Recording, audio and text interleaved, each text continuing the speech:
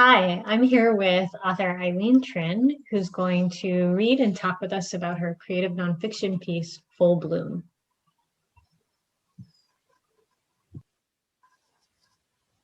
I pull into the street, Arrow Highway.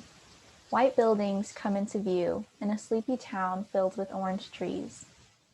The campus looks different, even though I know that it is the same. College students are passing by nonchalantly, biking, talking, and laughing with ease. It is a picturesque scene before me and an unfamiliar view behind my tinted windshield. It almost makes me forget the entire year I experienced while I was here. Almost. Memories of sitting in study rooms, fleeing dining halls, and gray brick walls flood my mind. Knuckles white from gripping the wheel, I scan my surroundings for familiar faces. So far, no one, to my relief. I park my car and step onto the campus for the first time in almost 8 months. I head towards the dining hall where I'm going to meet my old roommate, one of the few friends I have kept in touch with since transferring. I am the first to arrive, so I sit at an empty table in front of the entrance. I get a few lingering looks from people I recognize from my old classes. I fidget awkwardly with my clothes in an attempt to look busy. I am an old face, a ghost in their midst. It is certainly strange to be back. I wait alone for a few more minutes until I see my friend walking towards me. She smiles when she sees me and greets me with a hug. "How are you? How's everything with school?" she asks me. I pause before answering, my breath catching. It is the first time we've talked since I decided to transfer over the summer. She has remained in the linkage program, which makes me afraid to know what she thinks of my decision. I feel the weight of 100 questions in her gaze, a speculation of reasons I never gave when I left. I adjust my glasses, a nervous habit, and remind myself to be brave. I still have flickers of doubt in my mind, rooted from pointed glances and skeptical tones regarding my decision to leave.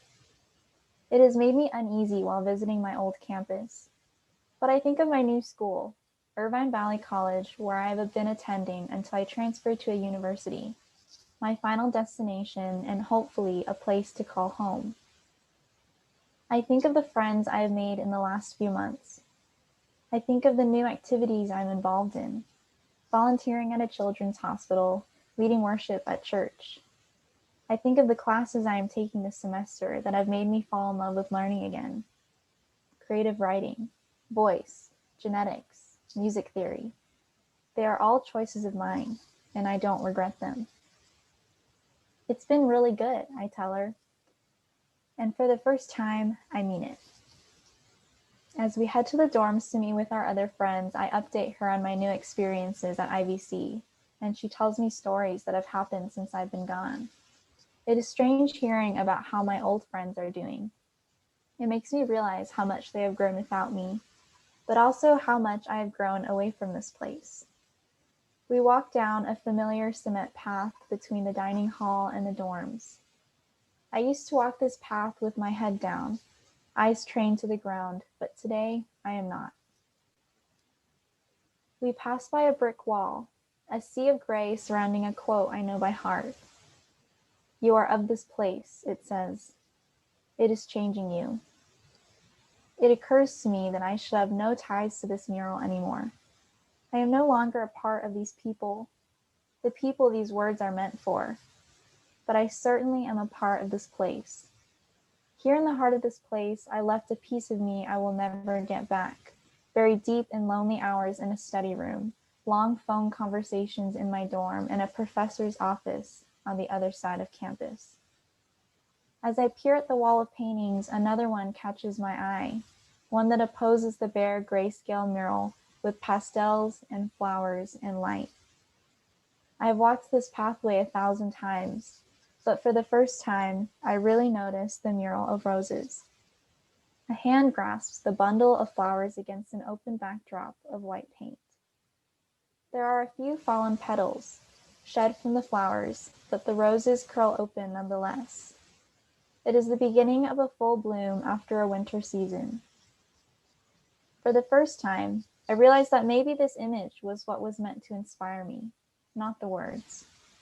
Despite the lonely breakfasts in the dining hall, tearful walks across campus, and hours of isolation in the study room, despite the broken piece of myself I have left here, I am on the way to a full bloom after my own winter season, fallen petals and all. Despite the struggles I have faced in this past year, I am stronger for it, and am finding myself in the process. I see now that the artist who wrote this quote had it wrong. It wasn't being a part of this place that changed me, but because I am of this place, I am changing me.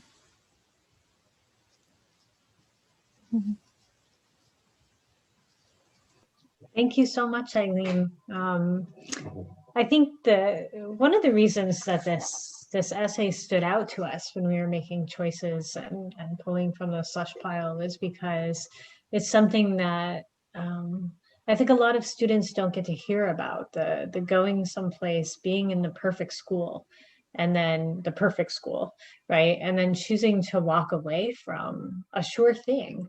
Do you want to say a little bit about how you worked that into the essay, what it meant to try to write about that?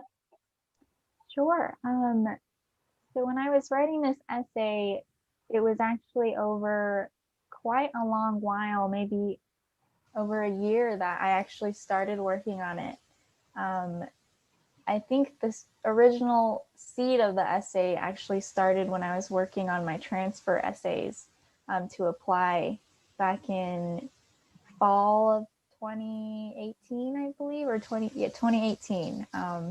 And it was completely different then, but I took a class with you, creative writing at Irvine Valley College in the spring, and I revisited this piece and I decided I wanted to expand on it in like the full story of what I experienced in my first year of college. And yeah, that's how that came to be. But I really wanted to capture in writing the full testimony of what I felt during that year, because I think it was so difficult for me to explain to people why I made the choices I did. And even talking to people who knew how I was feeling during the time, it was still hard to capture exactly what my feelings are. And I think processing it after the fact and putting it into writing really helped me to understand why I even made the choices I did. Okay, great, thank you. For a little bit of context, if you haven't read the issue yet, I hope that you will. But we started actually at the end of this essay. And so one of the things that happens is that mural that you mentioned towards the end with the "you are of this place, it is changing you," is a sort of touchstone that the essay comes back to again and again, that sort of image of those words and how it made you feel. How important do you think that image was to the essay? I think it was definitely a central point of the essay when I decided I wanted to write this. And it's that mural is always something that resonated with me during my time at the school as well, because it just had this irony to me that I was so unhappy and I didn't feel the message of the mural the way I thought I was supposed to.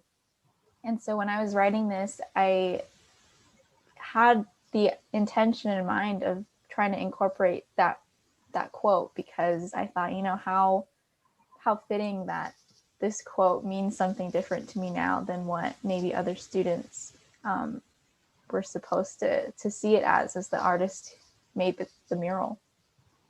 What do you think the artist intended with that message? I think that it was intended to kind of be a message of school spirit to me, and kind of to say that, or I guess in general, that students, when they come to their university or their college or whatever school of choice, that they are making a mark in that school in a positive change, and vice versa, that the school is making a positive impact on you in not only your education, but your personality and your life. But for me, every time I passed the mural, I would always think about how I felt not a positive experience from being at this school, just because of how unhappy I was there. Of course, there are many good things that came from my experience there, and I don't regret attending in the first place. But I always felt that I didn't fit in at that school that I was at, and so yeah, that's why I feel like a certain irony from passing by the mural every time I did. Well, I guess, do you see this essay being relevant even to people maybe who aren't in college? I definitely do, because I think in every phase of your life, you might not have the reality in mind that you thought you would have when you make choices of getting a new job or choosing graduate schools or even a career. Not everything is exactly how you pictured it. And at some point in life, you have to make that decision to take charge and sort of forge your own path of what you want for yourself. So I think that can be applied in many different stages of life. And it's definitely a lesson that I've learned even now. Well, thank you. Um, do you have anything else to add for us? Anything you want to share, or news or ideas about writing? Yes, I actually am.